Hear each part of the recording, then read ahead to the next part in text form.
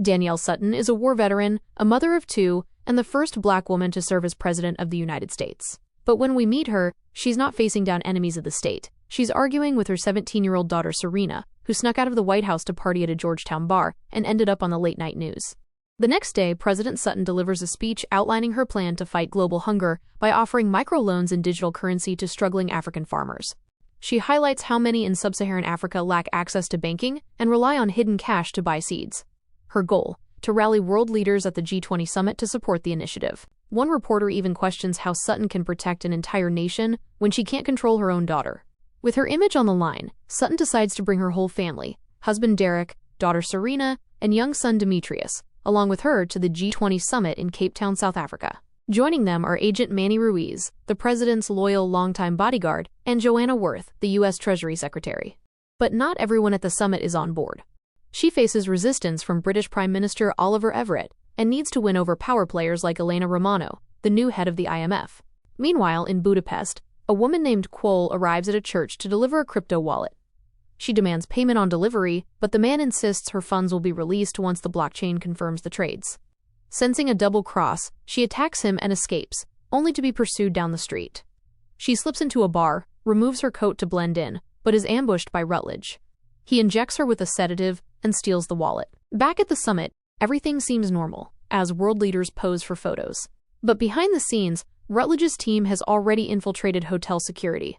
They've reprogrammed the doors, smuggled weapons inside, disguised as camera equipment, and even posed as room service staff. Suddenly, the hotel's Wi-Fi goes down.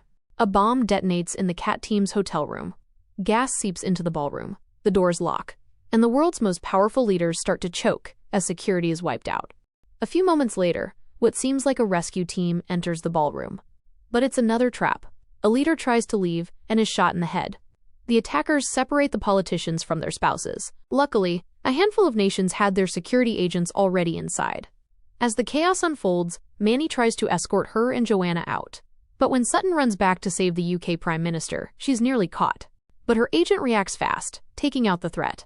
Sutton, Manny, and a few others manage to flee, but Joanna is captured. With the doors locked and chaos around them, the UK Prime Minister asks what the plan is. Manny mentions a hidden door behind the bar. Just then, Elena Romano suffers a panic attack. Thinking quickly, Sutton throws a fire extinguisher and Manny shoots it, creating a smokescreen. They escape through the hidden exit. Elsewhere in the hotel, Sutton's children are held hostage, until Derek bursts in and saves them just in time. Sutton and Manny argue about how to proceed. Sutton expects Manny to arm her so they can fight their way through, but Manny isn't convinced. It's been years since Sutton handled a weapon. Just then, South Korea's First Lady, Han Min-seo, finds a laundry chute and dives in. The others follow her lead. Back in the ballroom, Rutledge arrives to applause from his crew. When informed that the American president and British Prime Minister have escaped, he sends men to hunt them down. In the kids' room, Serena, Demetrius, and Derek brace for another attack. They push furniture against the door and plan an escape. They eventually slip out to the opposite room using the balcony, leaving a tied bedsheet hanging to mislead their pursuers into thinking they went down to the first floor. As the remaining leaders regroup, Manny suspects an inside job. The attackers clearly knew every emergency plan. Sutton points out that even U.S. Special Forces were wiped out in the first wave. Any backup would be hours away. It's up to them now. Their only hope? The Beast. The president's armored car hidden in the underground garage. But getting to it will be a whole different mission. Rutledge hijacks the internet with a global livestream, announcing to the world that he and his team have taken the G20 leaders hostage.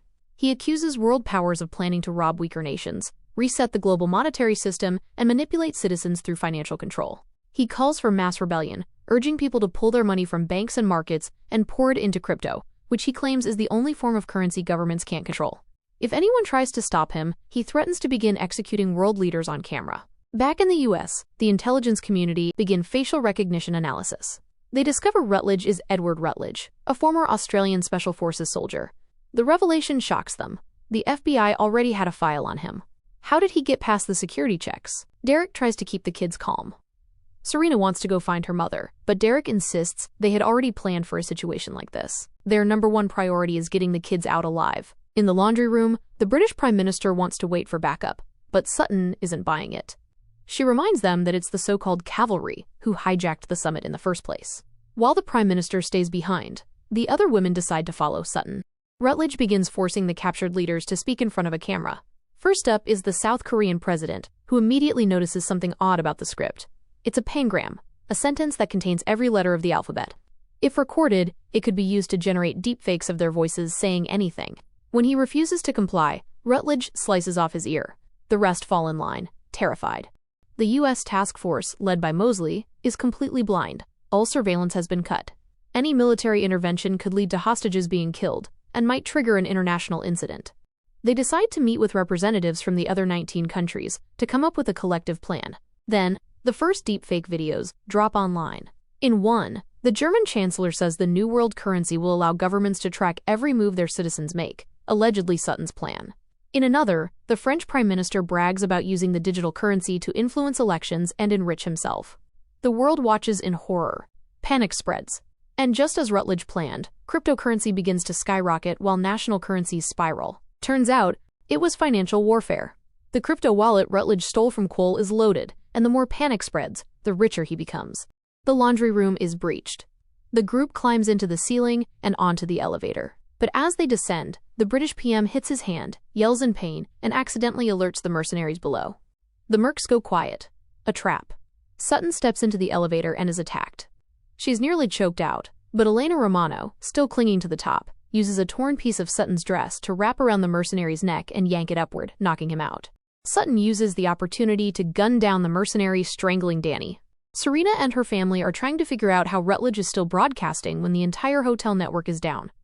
Serena notices the TVs are working and rigs components from the satellite to build a remote uplink. Just as she's about to send a message, two men approach. Demetrius spots one of them, Agent Darden, someone he recognizes from their protective detail. But Derek tells him to stay quiet.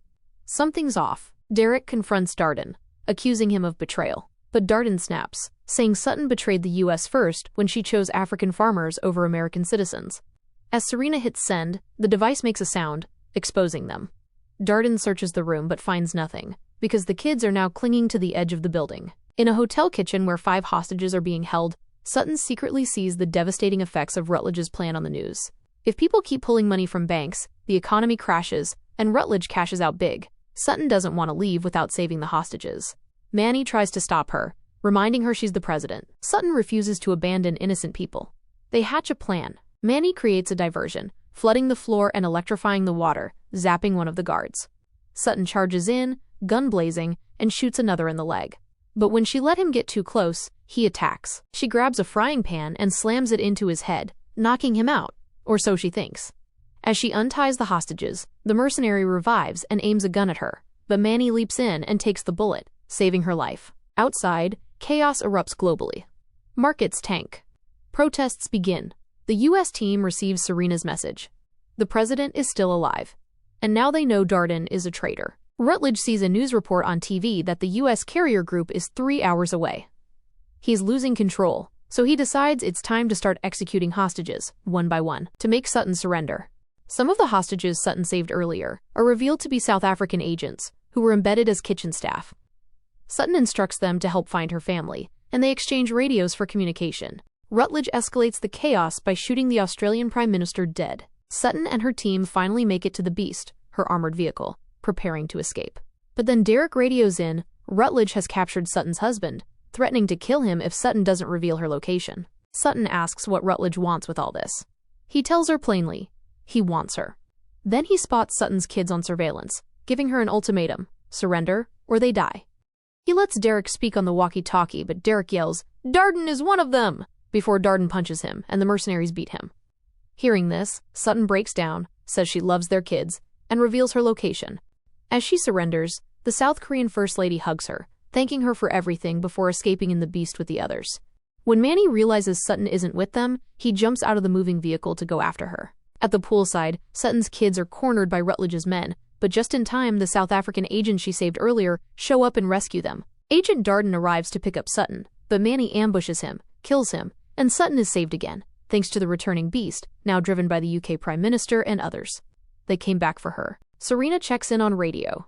She and Dee are safe, but Serena wants to help. Sutton tells them to run, but Serena says she has a keycard reader she used earlier to sneak out to the club and can hack into the system again, but she needs a component that Sutton has to retrieve for her. Elena and the other world leaders agree to help. In a daring move, Elena drives the president's limo toward the gate, with the UK PM riding beside her. The car is riddled with bullets, but it's bulletproof. Rutledge launches a missile at them. It grazes the limo. 3 more missiles are fired, catching up just as they breach the gate, but they make it through. Meanwhile, the South African team arm themselves, and one of them, Lexi, launches a missile that hits Rutledge's launcher. Rutledge realizes it came from inside the compound and sends his men to track them down. With his main weapon disabled, the UK Prime Minister speaks with the US team. They plan a counterattack. A small strike team will sneak in through a back door, while Serena disables security systems within 12 minutes. Sutton and Manny reach the power source of the hotel. Sutton salutes Manny, knowing he might not survive, and leaves him to barricade the area.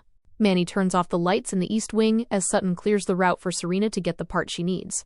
After getting it, Serena escapes, while Sutton is forced into close-quarters combat, shooting multiple enemies until she runs out of ammo and is forced to fight hand-to-hand. At the same time, Serena and the South African agents storm the surveillance room, and Serena begins hacking the system.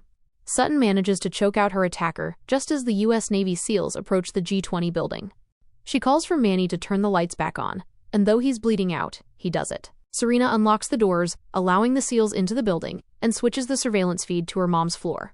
She sees someone sneaking up behind Sutton, and so does Sutton, who takes them out. Dee quips that Serena is lucky her mom only grounded her, and didn't knock her out like that. But things take a dark turn. Rutledge captures Derek and Joanna, tying them up. He forces Sutton to read the pangram, planning to release another fake to destroy her credibility. The Navy breaches the ballroom and neutralizes Rutledge's men, but Rutledge already moved Sutton, Derek, and Joanna to the conference room. The SEALs don't know this, and only the surveillance team can help. Serena offers to guide them herself. Rutledge releases another deepfake of Sutton, which sends the stock market into another spiral and skyrockets his crypto holdings to $150 billion. Sutton tries to deny the video's credibility, but Rutledge says people will believe it, just like they believed the lie that got her elected. He reveals he was in Fallujah, where an American bomb killed his team. Sutton, he claims, pulled a child out of the rubble she helped create and returned home to a hero's welcome. He calls her a fraud and everything she built her presidency on a lie. He then shoots Derek in the arm, and Sutton snaps, attacking him. His crypto wallet falls out during the fight. A chaotic brawl breaks out. Just as Rutledge is about to shoot her, the South Korean First Lady stabs him from behind. Sutton embraces Derek and apologizes, but surprise! Derek wore a bulletproof vest. All that drama for nothing. Then Sutton catches Joanna hiding Rutledge's crypto wallet. Turns out Joanna was the inside mole. She claims Sutton stole the job she worked her whole life for, and that she was forced to sit and watch. Sutton slaps her and says, "I was elected." Rutledge escapes yet again, this time grabbing Serena as a hostage. Dee rushes to tell his mom. Rutledge tries to fly away with Serena in a helicopter. Sutton offers him the crypto wallet in exchange for Serena. As she gets close, she throws the wallet into the air, and Rutledge dives for it. In that moment, Sutton slips into the helicopter, but she doesn't know how to fly it. They end up dangling over the rooftop edge, clinging for life. Rutledge climbs back up and tries to shoot Serena, but Sutton grabs him, and they both fall off the roof, or so it seems. Sutton's actually hanging onto the chopper, and only Rutledge falls to his death. The Navy SEALs and world leaders join hands to pull Sutton and the helicopter up. The world celebrates. Later, the African Farmers Initiative is signed by Elena and the UK Prime Minister. Manny is alive, Joanna is sent to jail, and Sutton's now iconic blood-stained gown is framed for history.